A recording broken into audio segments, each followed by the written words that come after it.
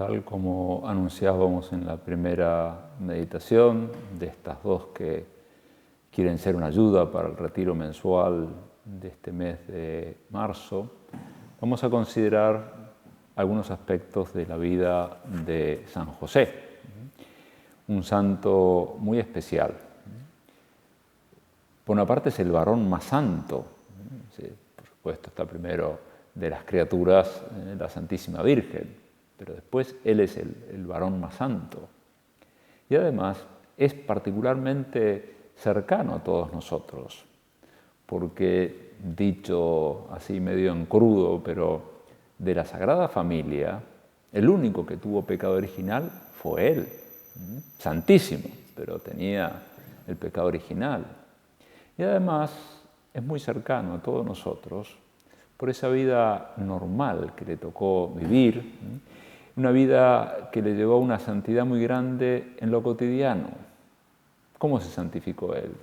Con la vida en familia y con su trabajo de artesano, como nos lo presenta el Evangelio. Por eso también en este año 2021 el Santo Padre ha querido invitar a toda la Iglesia a que sea un año dedicado a meditar, a aprender, a encomendarnos más al Santo Patriarca. Podemos decir que es un año josefino, dedicado a San José. Y entonces al comenzar este rato de oración se me ocurría que podemos considerar y hacer una petición que el Papa pone al final de esa carta Patris Corde del 8 de diciembre del año pasado, con la que nos invita a vivir este año. Vale la pena repasarla con frecuencia, es una carta corta y nos ayuda a entusiasmarnos más con San José. Pero él al terminar su exhortación nos dice: no nos queda más que implorar a San José la gracia de las gracias, nuestra conversión. Estamos en Cuaresma, como lo recordamos, buscamos la conversión, acercarnos más a Dios, dejarlo entrar en nuestras vidas, y vamos a pedirle a San José también la imagen de que está presidiendo este altar y donde está Jesús en la Eucaristía. Es esa huida a Egipto de la Sagrada Familia, y vemos a San José mirando a la Virgen y mirando al niño. Vamos a pedirle a él que nos ayude a convertirnos, que sepamos mirar a María, que sepamos mirar a Jesús.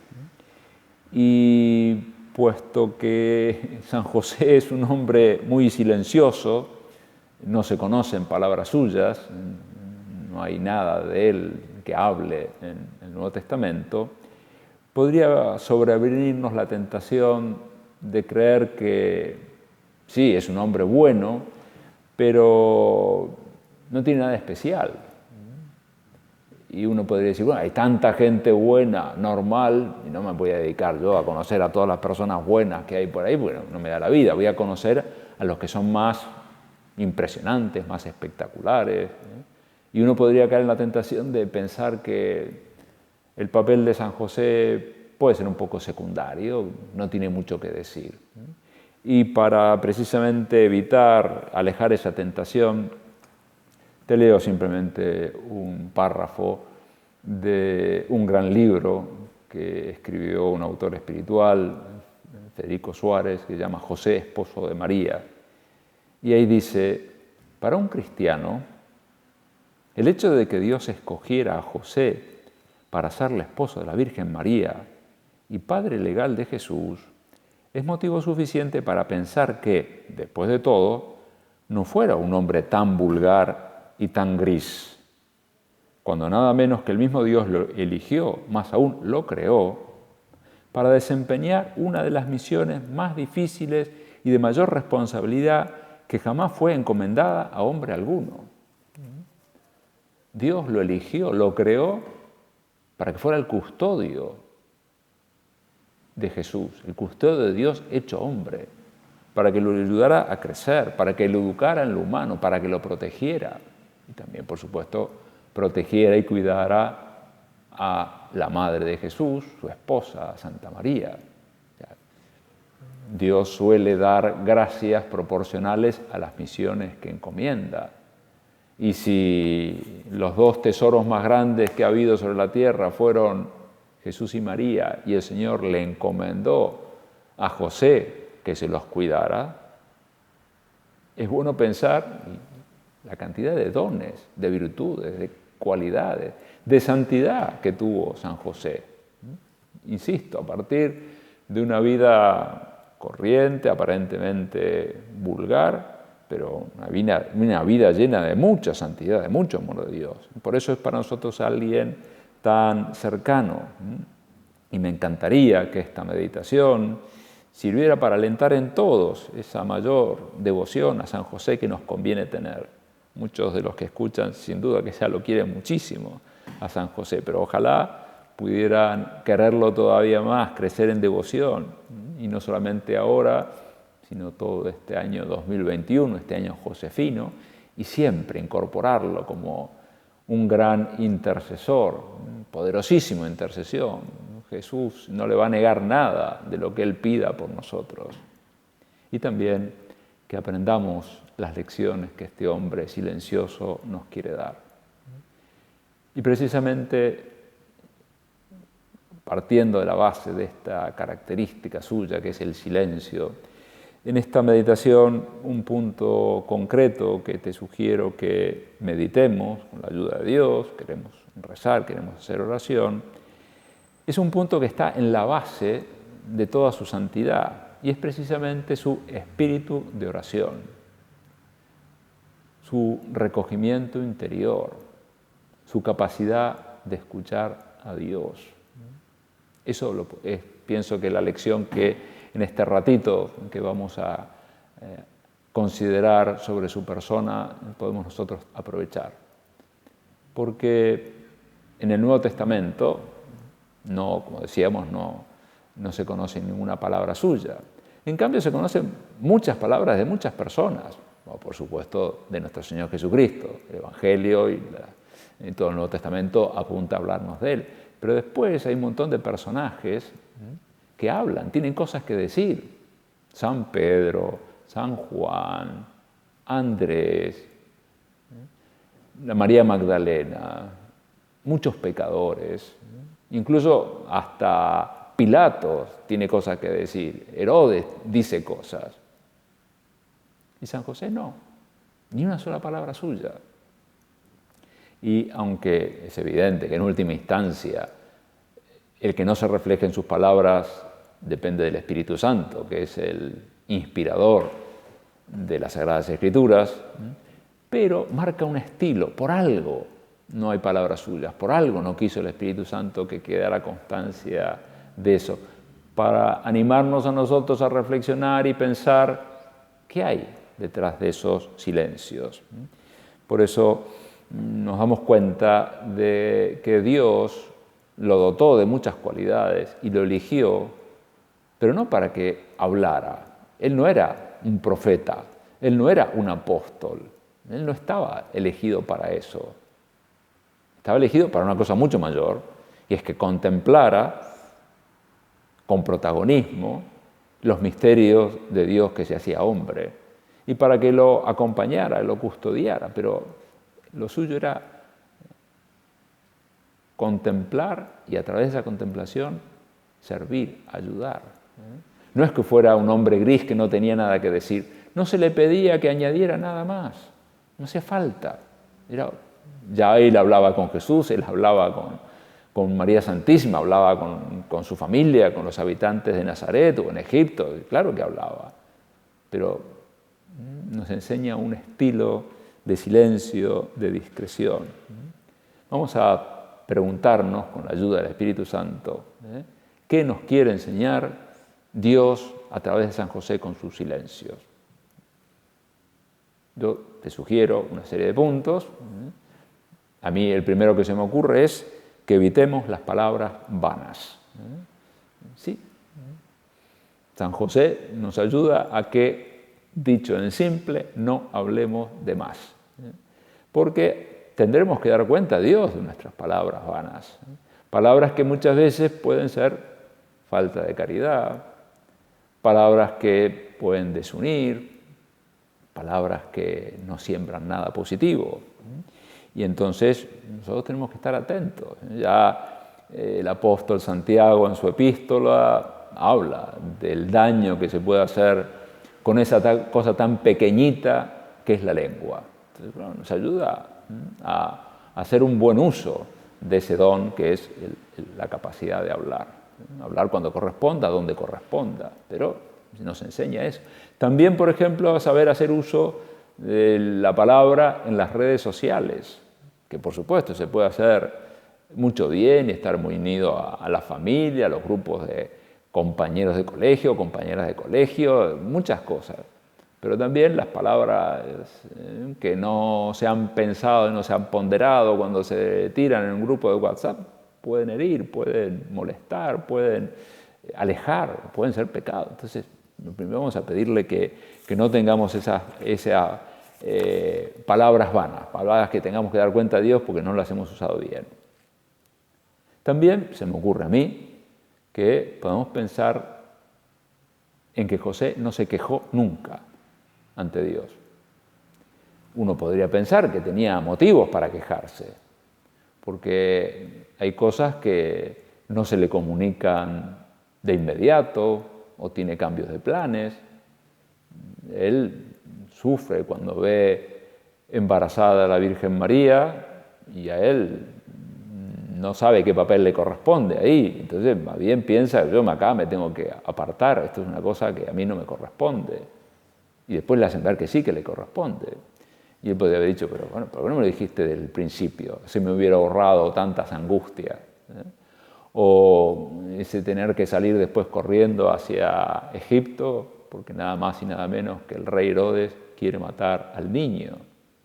Podría decir, pero qué contrasentido. Si es el Salvador, es el rey de reyes, ¿cómo ahora tenemos que huir de un reyesuelo que lo quiere matar? San José se levanta y se va a Egipto hasta que se le diga. Podría decir, pero avísame por cuánto tiempo, así hago las previsiones. ¿Cuánto vamos a estar? ¿Una semana? ¿2 meses? ¿1 año? ¿2 años? José no se queja, deja hacer actuar a Dios con mucha personalidad, porque no es porque le faltaba personalidad, sino que es un hombre que calla, que reza y que confía en Dios, ama a Dios, ama la voluntad de Dios. Y a nosotros también nos está educando, nos está enseñando a que no nos quejemos tanto, ni de Dios ni de los demás. Si acaso pongamos medios para mejorar, ayudar, corregir, pero la queja estéril no sirve para nada. Pero creo que una de las cosas más importantes que nos enseña José con ese modo tan callado y discreto que lo caracteriza es que el silencio es condición esencial para encontrarnos con Dios. De modo habitual, puede haber excepciones, Dios puede hablar en medio de una tormenta, pero habitualmente Dios cuenta que nos encontremos con Él en el recogimiento interior. Entonces, si queremos rezar, nosotros tenemos que crear ese clima de oración, de silencio, de tener nuestras potencias interiores como bien dispuestas para escuchar a Dios. Después se hace lo que se puede, porque hay algunas situaciones que Dios quiere y permite y que no tienen nada de malo en sí mismas, que son bulliciosas, que son ruidosas. Tener una familia numerosa llena de chicos, bueno, bendito sea el alboroto, bendito sea tanto ruido, eso es señal de vida. A una persona que trabaja en una escuela, o que trabaja en una fábrica, bueno, ese es ruido, señal de vida. O quien tiene que pasar mucho tiempo en la calle o conduciendo vehículos en zonas muy de mucha densidad de población, bueno, eso es lo que Dios quiere.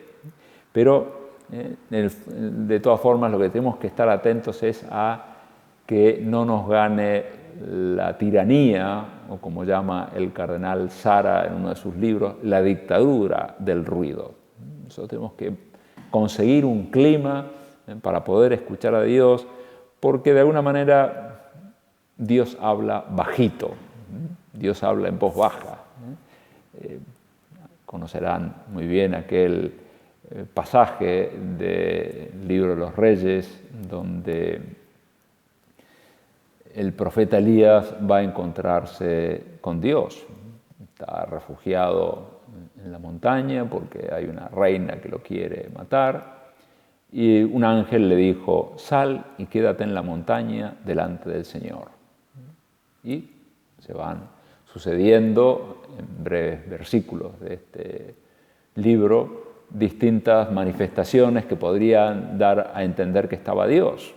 Dice, entonces el Señor pasó y un viento fortísimo conmovió la montaña y partió las rocas delante del Señor, pero el Señor no estaba en el viento.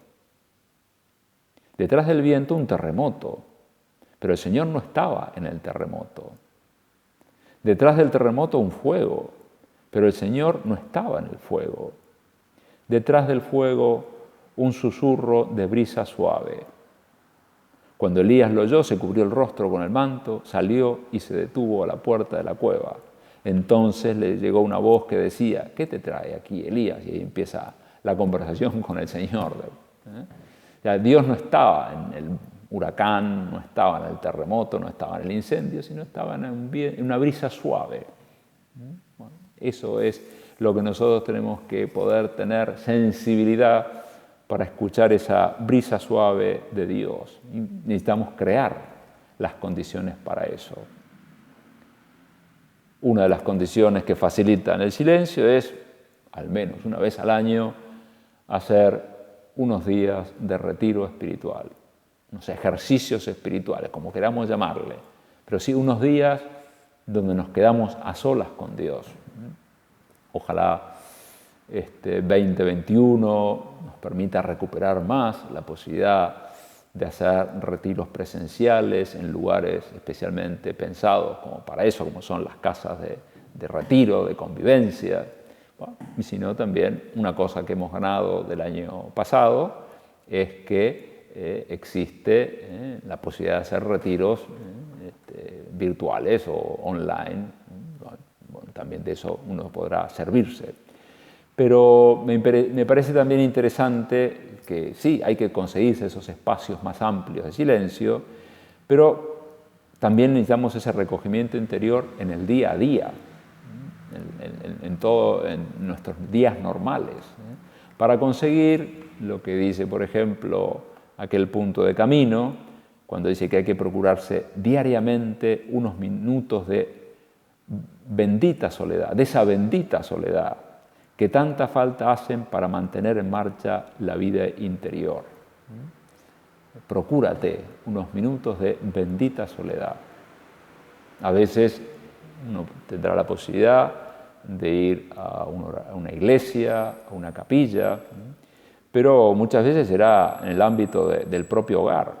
Ahí es donde uno tiene que conseguir su lugar para poder rezar y su tiempo para poder rezar, sin exigirlo de una manera tal que lleve a faltar a la caridad a los demás. Déjenme tranquilo, déjenme tranquila que yo ahora quiero rezar y no me moleste. Y hay otras obligaciones familiares que hay que sacar adelante. Pero, entonces, compatibilizando con la caridad, sí es posible encontrarse unos minutos de esa bendita soledad. Y será en el propio cuarto, será en la sala de estar de la casa. Dependerá a veces mucho de los momentos. Recuerdo, ahora me viene a la cabeza una madre de familia que trabajaba y que se levantaba claramente más temprano y lo primero que hacía era ir al living a hacer su rato de meditación y después ya preparaba la tropa para salir y preparaba los desayunos y las viandas, pero primero su ratito de oración. Esos momentos de bendita soledad, o será en las primeras horas de la tarde, pero buscarse eso. Me quedó grabado hace unos años cuando vi un documental sobre un hecho histórico que fue la liberación de una mujer colombiana, Ingrid Betancourt, que era candidata a presidente, había sido secuestrada y fue llevada a la selva y estuvo un tiempo largo, varios años secuestrada, hasta que una vez hubo un operativo para en recuperarla, buscarla, un operativo que habían pensado durante mucho tiempo y que en el fondo era un ardid para los captores. Se hicieron pasar por una organización humanitaria que iba a hacer un canje de prisioneros y los iba a llevar a otro lugar. Bueno, toda una historia, pero el dato concreto, me acuerdo, es que cuando llegaba el helicóptero al medio de la selva, donde iban a hacer iban a trasladarlo, estaban simulando, y los guerrilleros estaban en ese engaño, pero una de las estrategias era decir, no paremos nunca el ruido del helicóptero. Los iban a invitar a parar unos minutos porque tenían que ver cosas, pero no paremos nunca las aspas del helicóptero que hacen un ruido tremendo, así no los dejamos pensar. Así no se dan cuenta de la treta que estamos queriendo hacer con ellos. Bueno, en este caso le funcionó, hacer mucho ruido. Pero ¿qué pasa? A veces nosotros podemos tener nuestros propios helicópteros que están haciendo constantemente ruido y nos permiten o nos impiden escuchar a ese Dios que habla bajito. Nos dificultan de escuchar las sutilezas de Dios, que a veces Dios también es muy sutil y tenemos que también nosotros descubrirlo, pero si hay mucho helicóptero dando vuelta, el helicóptero interior, no lo vamos a escuchar. Y ese helicóptero puede ser muchas veces, no sé, mucha radio, mucha televisión, el mismo teléfono, no solamente con las cosas que son indispensables para comunicarse, sino que muchas veces están sonando alertas, notificaciones de las cosas más variadas. Y si uno no se sabe defender de ese helicóptero, le falta esa soledad para poder escuchar a Dios. Y otras veces son los ruidos de nuestros pensamientos descontrolados, la imaginación que va de un lado para otro y en el fondo no nos permite hablar con Dios. Tenemos que cambiar ese monólogo interior que todos tendemos a tener, cambiarlo en diálogo contemplativo, en hablar con Dios. Y porque si eso no se consigue, se produce eso que algunos llaman el zapping mental. El zapping, como ir cambiando de canal o ir pasando las páginas de Instagram así con mucha velocidad. Y en el fondo uno tiene la dispersión encarnada en ese momento, porque no tiene un foco concreto de atención, va cambiando constantemente y no presta atención a nada, ¿no? Y eso podría producirse en nosotros si no estamos atentos a mortificar los ruidos, mortificar nuestra imaginación o nuestras propias actividades. Ya nos damos cuenta que San José no era así. San José era un hombre que estaba en presencia de Dios, rezaba. Cuando San Mateo lo presenta en su Evangelio, ya en el primer capítulo, nos presenta con ese drama que tiene San José, que se da cuenta de que la Virgen estaba embarazada y él no sabía qué hacer porque no tenía todos los datos. Dice, consideraba él estas cosas cuando un ángel del Señor se le apareció en sueños y le dijo, no temas, José, recibirá a María, tu esposa, y le explica. Pero dice, consideraba él estas cosas, incluso más literalmente se puede decir, estando él considerando estas cosas, se le apareció un ángel. ¿Y qué es ese considerar las cosas? Considerar las cosas es rezar. Estando rezando, hablando con Dios, reflexionando, fue cuando descubrió, porque el ángel del Señor le habló, lo que pasaba con la Virgen, el fruto de esa concepción virginal, que era nada más y nada menos que el Mesías. Y también descubrió su propia vocación. El mes de marzo nos ayuda también a ver, un hombre fiel a su vocación, la descubrió en ese momento. Nosotros queremos también ser fieles a nuestra vocación a través de la oración, porque ahí vienen los perfiles, los contornos de lo que Dios espera de nosotros y de las ayudas que Él nos da, porque cuando Dios nos pide algo, nos da también la gracia conveniente para sacar eso adelante. Entonces, sí, José rezaba. José tenía un nivel de recogimiento interior que le permitía escuchar por 4 veces la llamada del cielo. 3 veces está clarísimo que es un ángel, y otra vez se dice, mientras soñaba, Dios le hizo conocer uno de sus designios. Bueno, pero Dios podía encontrar en él tanta sintonía que hasta en sueños le hablaba. Eso es lo que queremos nosotros también aprender de él. Te propongo, y yo también me propongo en este rato de oración que ya vamos terminando, hacer una serie de propósitos. El primero es este de buscar el recogimiento interior, de vivir más en presencia de Dios. No dejarnos llevar tanto por un monólogo interior, sino que lo pongamos todo en referencia con Dios. Señor, tengo que hacer esto, quiero hacer esto otro, mirá lo que pasa, conversarlo con Él. No simplemente estar pensando, bueno, las compras que tengo que hacer ahora, quién va a venir, a dónde tengo que ir, cómo voy a quedar. No, hablarlo todo con el Señor. Propósitos de mortificación interior para evitar la dispersión. ¿Qué puedo yo mejorar para no caer en la dispersión durante el día y más aún cuando rezo, cuando estoy en misa? ¿Cómo tengo que hacer para concentrarme? Propósitos de buscar espacios de silencio. Sí, después hay que estar muy activo y muchas veces hay que hablar y tenemos cosas que hacer y comunicar con los demás, pero nuestra palabra valdrá más, será más eficaz, será más cordial, mejor recibida si hemos guardado silencio porque hemos también hablado con Dios y hemos aprendido también a callarnos. También, esto sería irnos por otro lado, pero el aprender a callarnos nos sirve para aprender cosas, ¿no? Si hablásemos demasiado, además de que es una falta de caridad con los demás, porque tomamos el micrófono y no dejamos que otros hablen, nos perderíamos las cosas buenas que los demás tienen para comunicarnos, aunque sea de una manera muy sencilla. Y hagamos propósitos también de seguir profundizando en el trato con San José. Yo me atrevo a sugerirles, porque es maravillosa, la homilía de San José María, que está en Es Cristo que pasa, dedicada al Santo Patriarca, que se llama En el taller de José. Podremos aprender muchísimo y renovar nuestro cariño hacia Él y también nuestra lealtad hacia Dios.